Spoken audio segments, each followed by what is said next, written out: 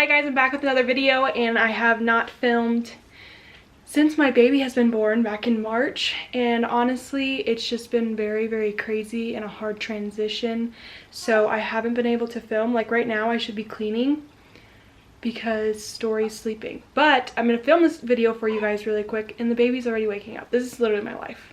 All right, and we're back. So question number one is, where have you been?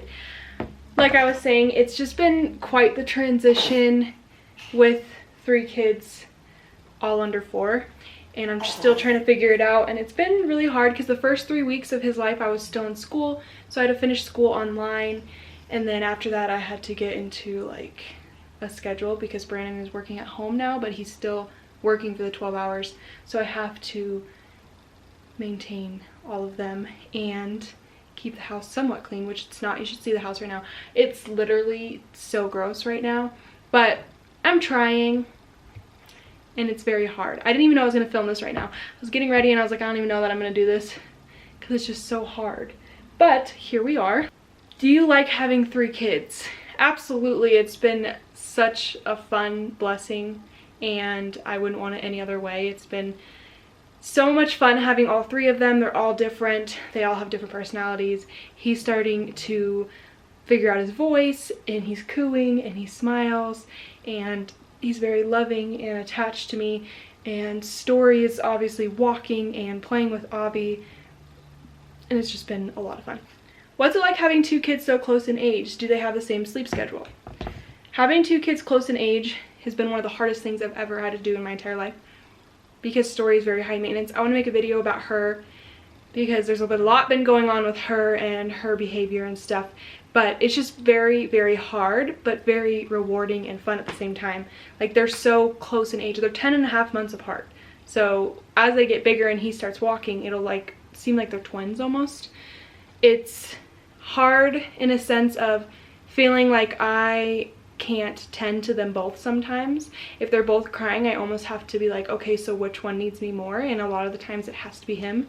I don't want a newborn screaming his head off, of course, but a lot of the times with Avi, she hears Story cry, she'll go get her a snack, she'll play with her, and then if I'm tending to Story and he starts crying, Avi will go bounce the baby and talk to him and sing to him. So without Avi, a lot of this would not be done as smoothly as it has been, so I'm very thankful for her. She has no idea how thankful I am for her, but it's been hard, but I'm figuring it out, and it's getting easier, and I'm learning a routine with them to make it easier on everyone. As far as the same sleep schedule, no, he still sleeps whenever he wants, and Story takes a nap. Like right now, she'll take a nap anywhere from 10:30 to 11:30. Starting wise. Oh, he just farted. And then it ends anywhere from an hour to 2 hours, and then she's down at 8 o'clock. He's just kind of go with the flow right now. I haven't really figured out a schedule for him, so no, they don't. Was it harder going from 1 to 2 or 2 to 3 kids? Definitely 2 to 3. Everyone says 1 to 2 is the hardest because it's something new. You feel bad for your oldest, and it's hard going back to a new baby. No, this has been harder with 2 to 3. I know what I'm doing now, and I didn't have to restart with like a newborn, like from Avi being 2 years, 8 months old, and then I had a newborn. I was like, what the heck? I thought I would know what I'm doing by now, but I didn't. But now it's like I just had a baby, and then I had another baby. So I know what I'm doing in that sense, but like I was just talking about, feeling like sometimes I don't have enough hands is pretty difficult because I feel bad, and I want to be able to have 6 arms to do everything at once, but I find a way to do it and make sure everyone's not crying and everyone's happy. So it's been harder with 3.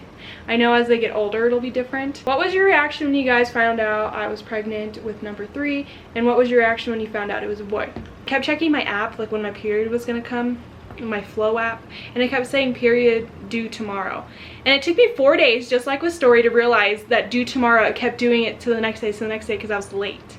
And then I took a pregnancy test and I found out about him. I was at my mom's for Story and the baby when I found out, in the bathroom, and I literally went to go throw it away because I was like, okay, cool, I took it, we're over it, and there was 2 lines, and I was like, oh no way, there's no way, this is literally a lie. I had to pull out the little directions and read it as if I've never taken one in my life, and make sure. I was like, well, maybe 2 lines means no. I was just literally in denial, and I told Brandon about it. I think I was more freaked out. Obviously, I just had a baby. She was like 3 months old when I took that test, and I was already, you know, a month along, so I was freaking out. He was more like, well, it happened. I'm not mad about it. I mean, if it was meant to be, it was meant to be.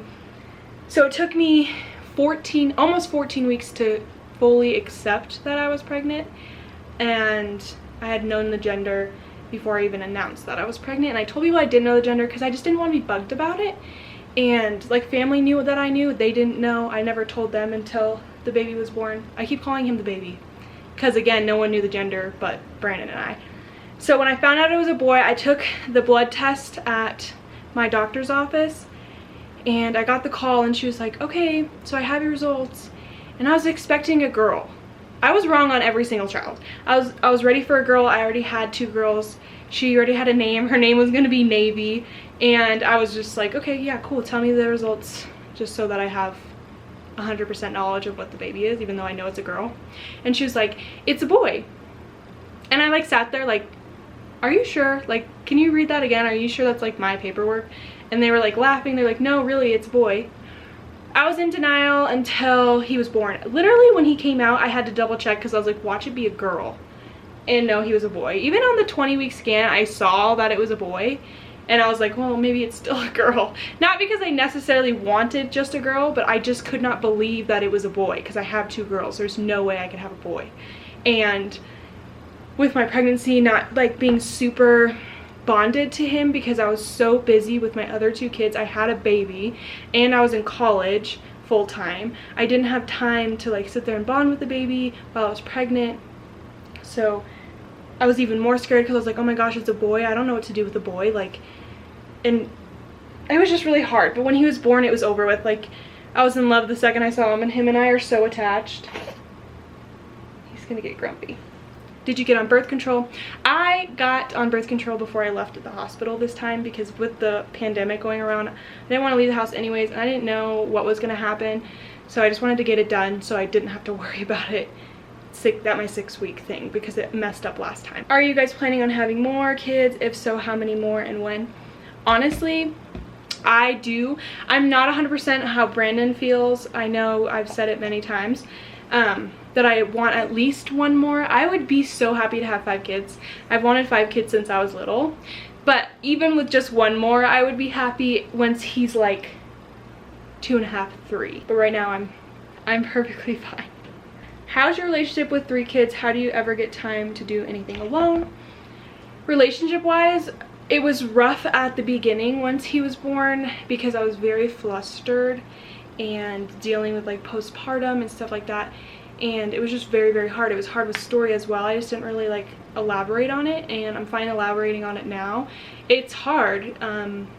Babies don't make relationships easier, so they make them harder. And imagine we went from Avi to all of a sudden a year later, under a year later, there's 2 of them. And I was in school, and now I just finished and I'm starting my externship, and he works, so there's a lot going on. So finding time for both of you is very hard, but we're trying and focusing on it now because we acknowledge that it's hard, and we've acknowledged that finding alone time is hard. So mostly once they go down, like story goes down, Avi has quiet time and she's allowed to watch her tablet, and then he's normally sleeping anyways.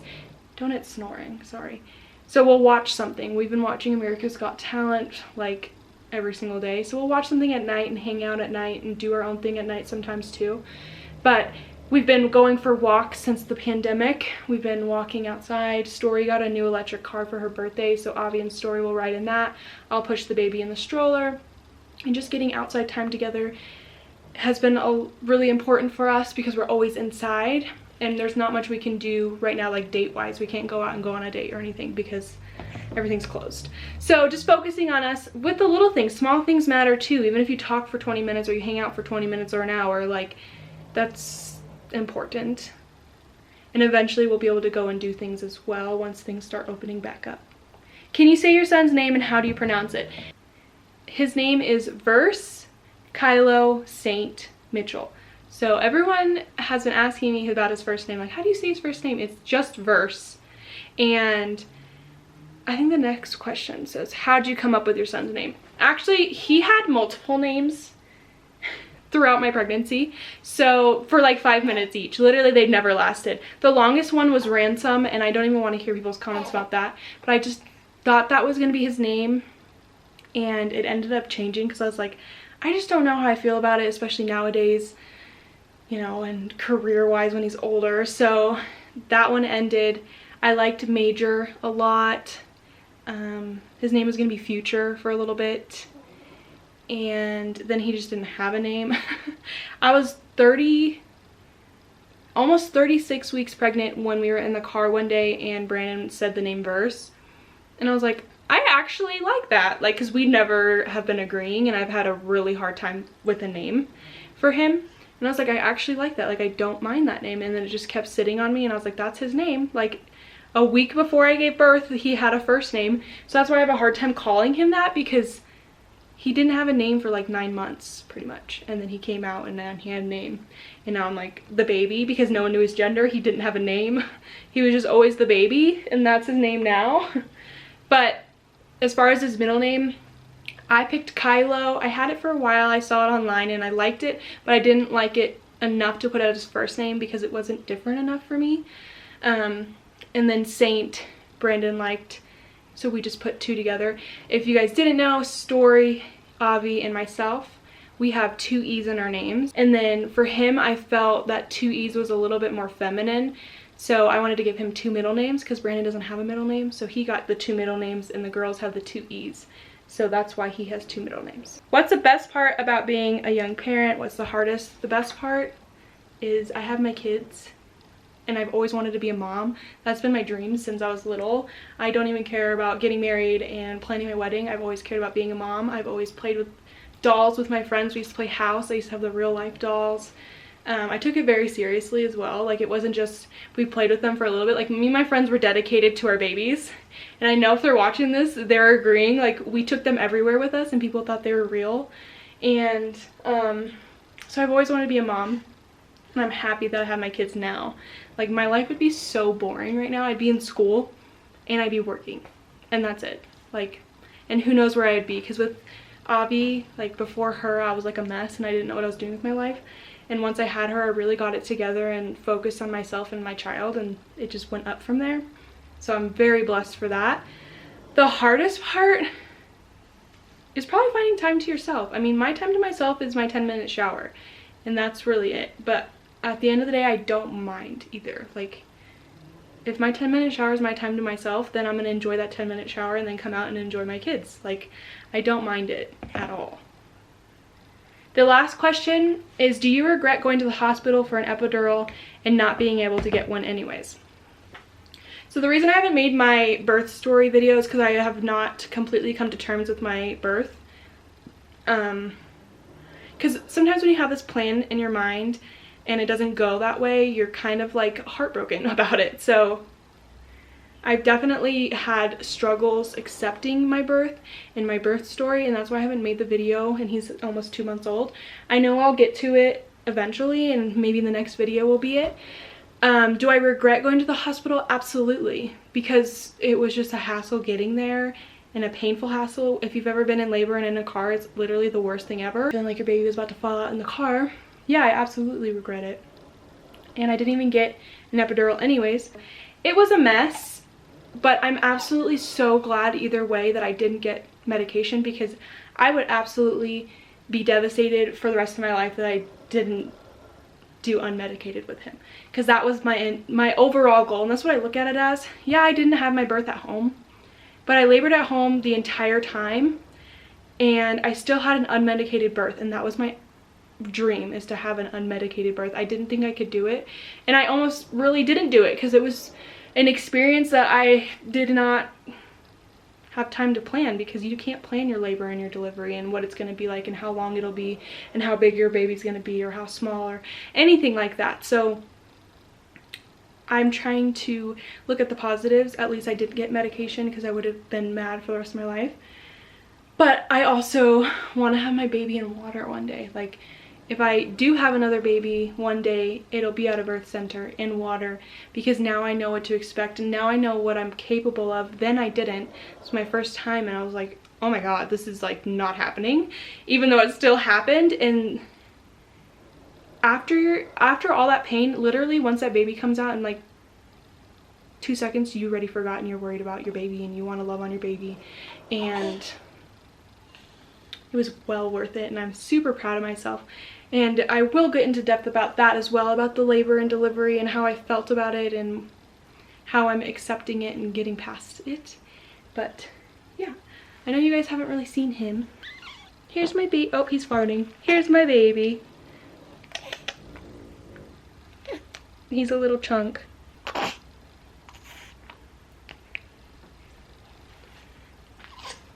But thank you guys so much for watching this video. I hope you enjoyed, and we will see you next time. Bye, guys.